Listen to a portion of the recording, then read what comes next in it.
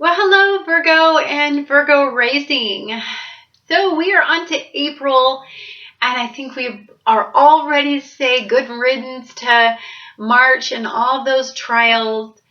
Last month, you guys were very, very interested in the career aspects, but I didn't feel a lot of energy in career aspects.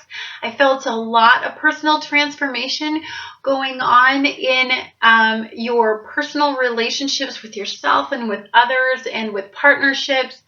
It was a very difficult month to go through all of that transformation. You would much rather be methodically processing maybe a work project.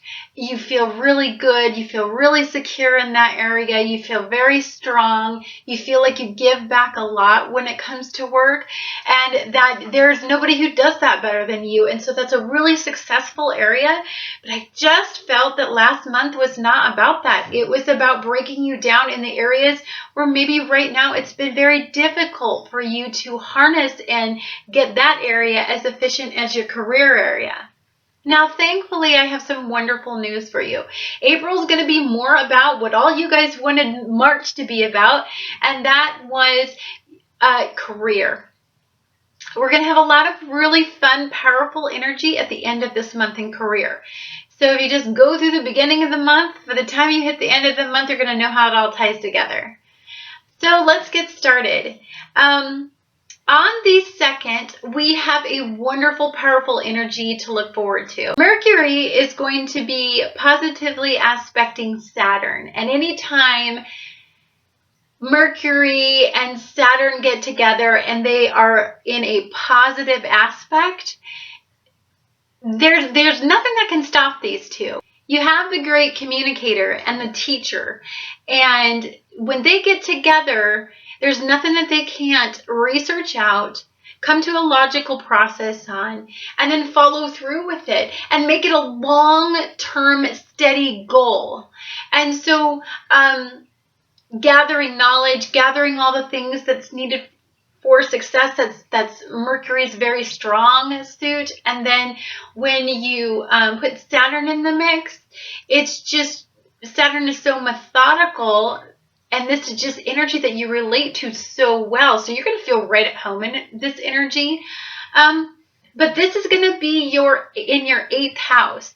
Now, your 8th house, yes, is the house of sex.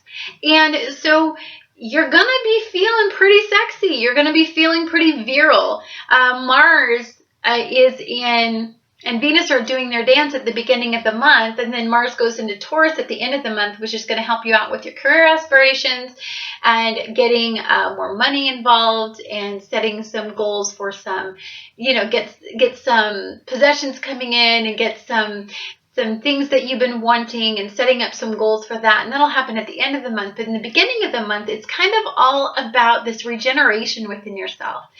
This, we were broke down so much in March and prior to that with all the Pluto-Uranus squares that I think that this month is just going to be about building us back and making us more virile and powerful and stronger and just, assertive and just, with this Aries energy in this month as well. It's just going to be about replenishing us in very important ways and sexually connecting with somebody and being very deeply intimate is hopefully something that you guys get to do. Because if we were working on partnerships the last month, and we maybe reconnected or brought partnerships to the next level or got rid of some partnerships, that we want to bring in some new ones. We want to become more passionate and more authentic and plug ourselves in to that world. I know that there were a lot of Virgos that said that, they've given up on relationships and they pour their heart into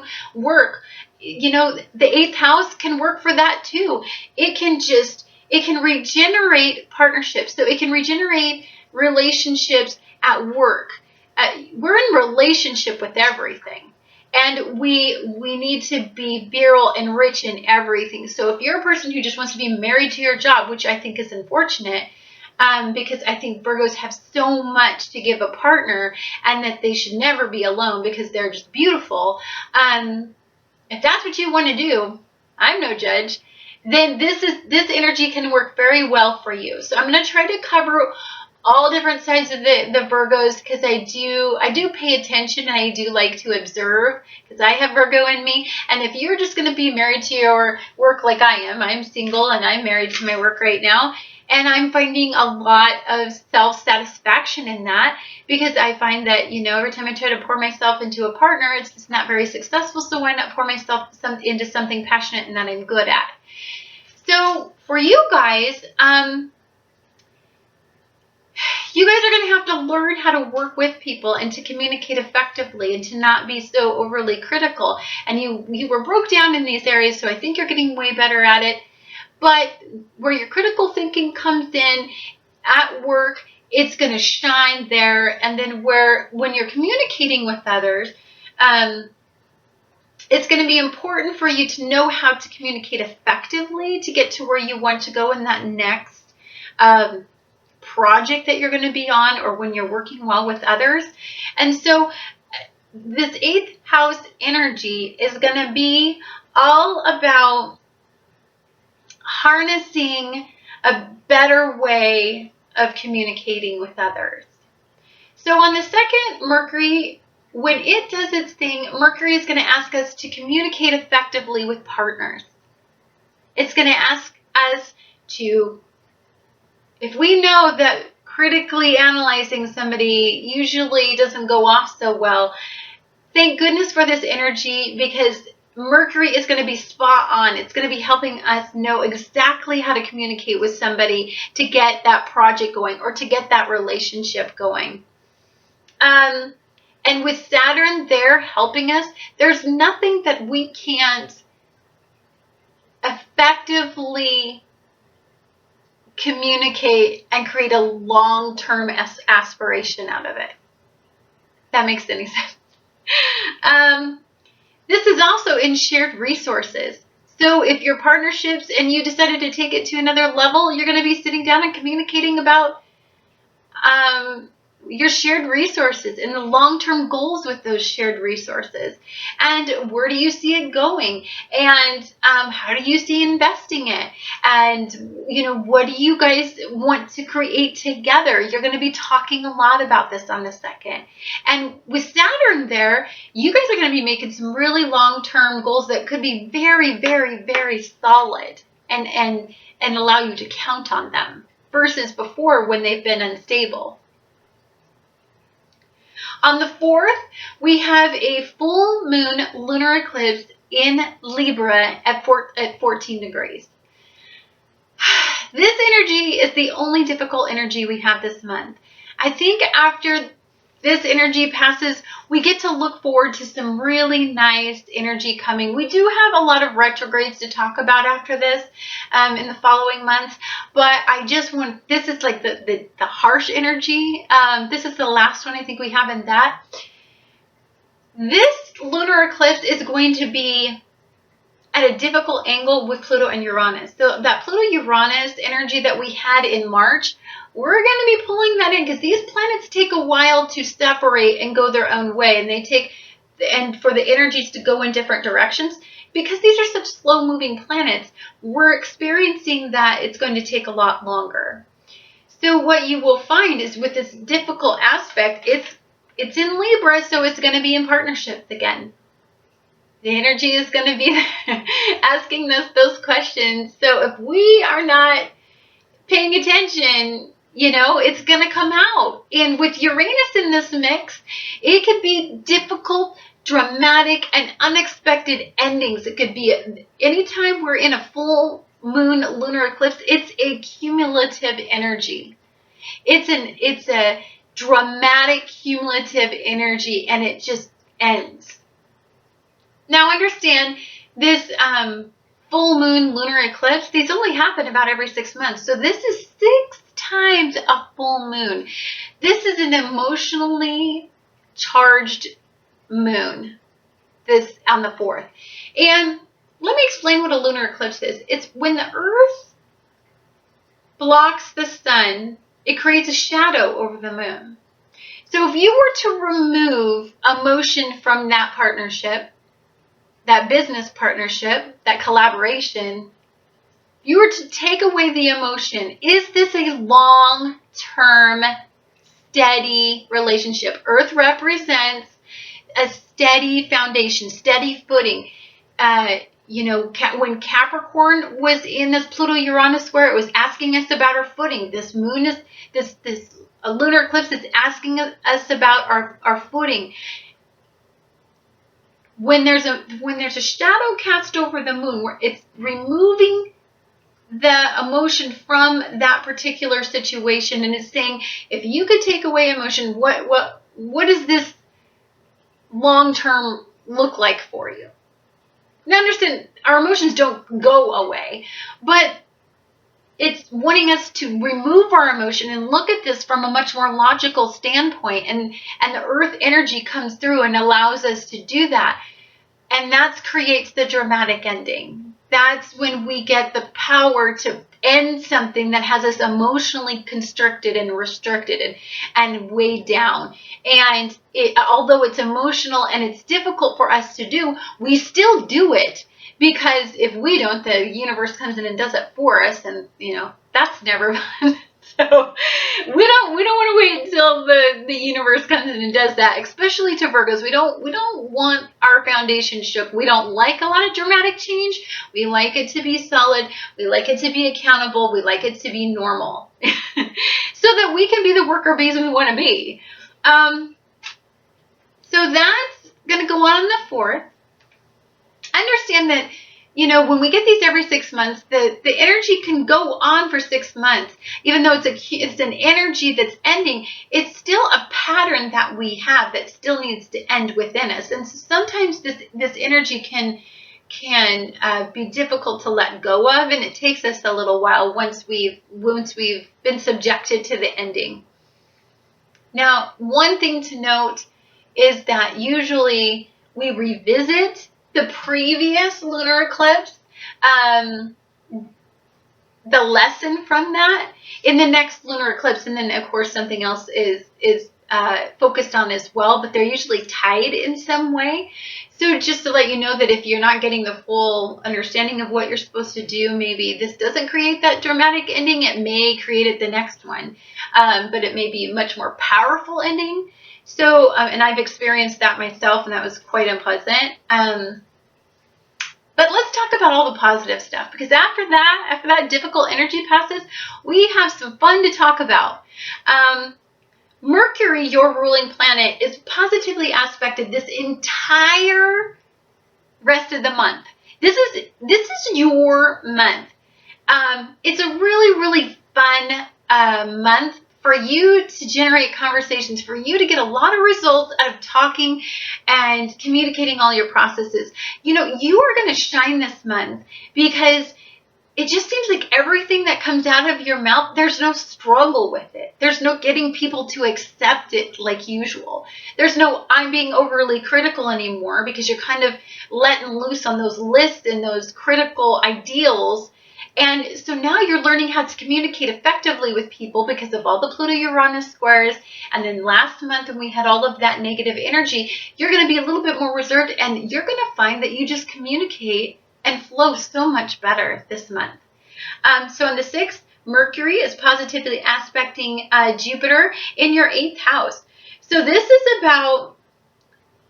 about talking on a level that is just energizing to people. This is about expanding your partnerships, your personal partnerships, and your business partnerships. This is about expanding your shared resources. This is about expanding your intimacy levels.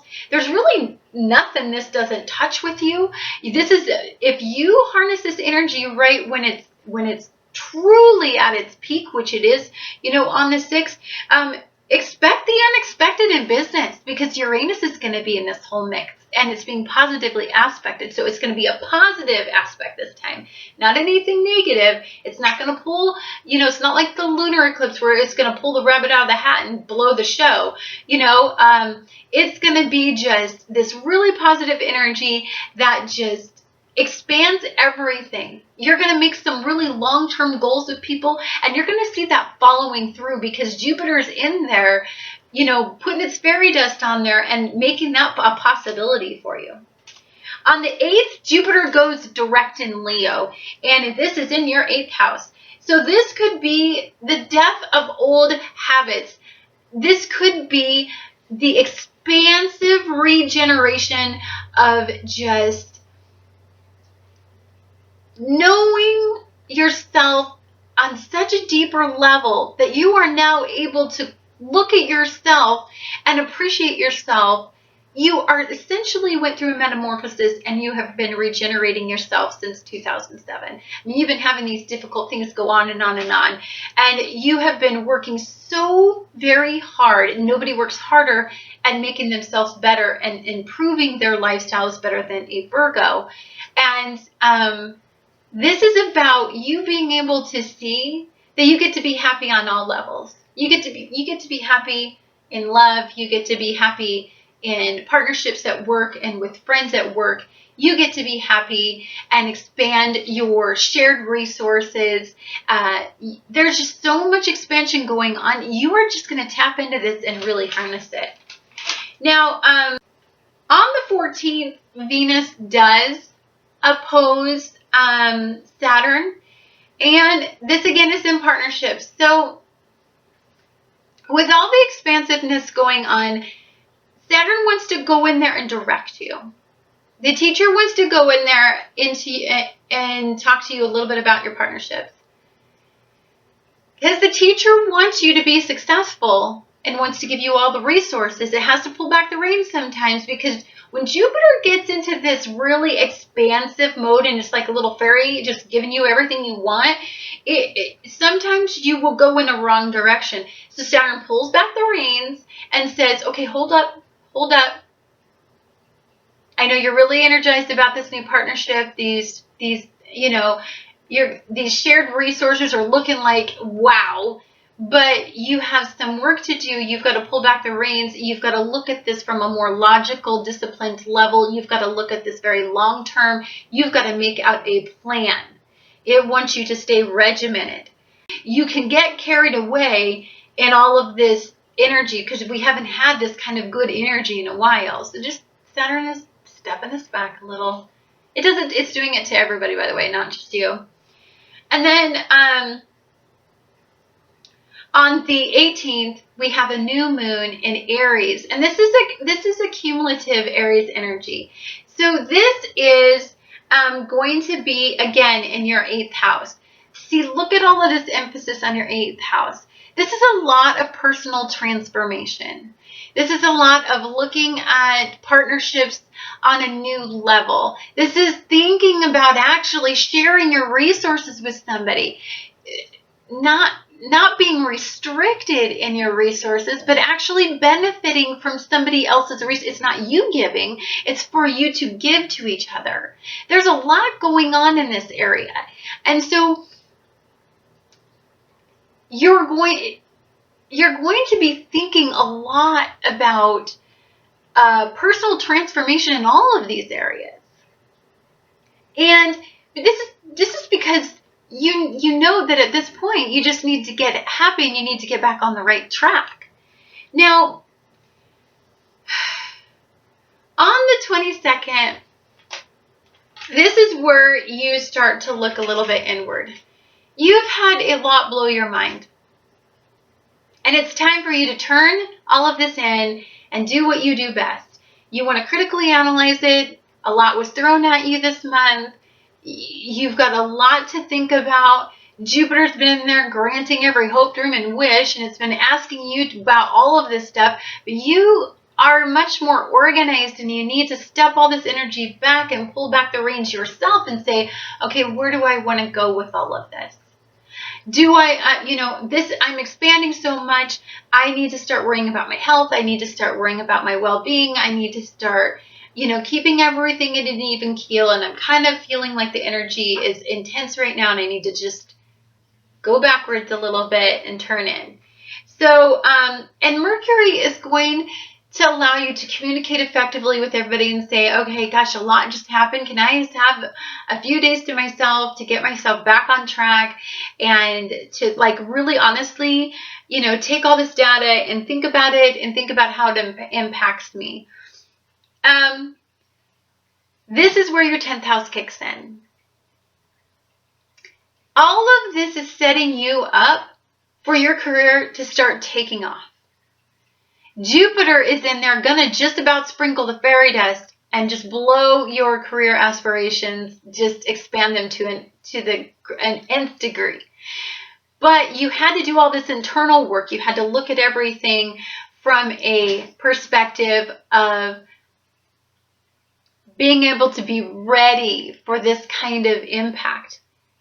But now that that's happening, I think the end of the month is going to be more where you get back in the swing of what you feel comfortable in.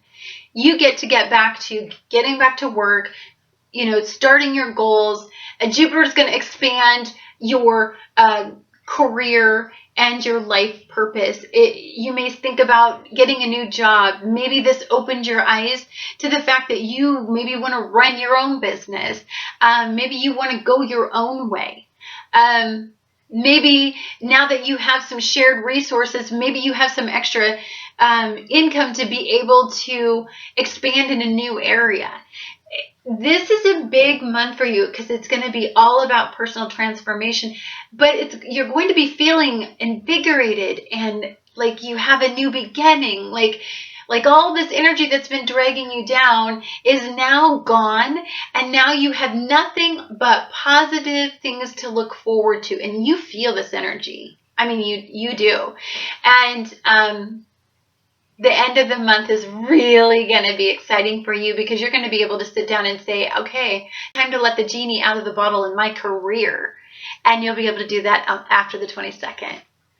So Virgos, I hope you have a fabulous and wonderful April. Don't let the lunar eclipse get you down. Just don't. We need things removed so that new things can come in, so that we can have the new beginnings. If something's always blocking us in certain areas, we just stay stagnant in those roles and then we never move forward. And that's what that energy is going to be all about. But the rest of the month is all about magnetism and just virile, fun energy. Mars is going to make you aggressive. It's going to make you assertive. It's going to make you want to move forward in a powerful way. All the 8th house energy is going to make you want to powerfully transform your life in areas that you haven't really wanted to do that on your own. You're a mutable energy, so you kind of go with the flow. But this is not about being quite that mutable. It's about seeking personal power within yourself and making these changes without going in the direction of somebody else. It's going in your own direction. And when all this power that you have, you're going to take and push it into your career, and then your career is just going to take off. Have a great April, and I hope you have a wonderful month.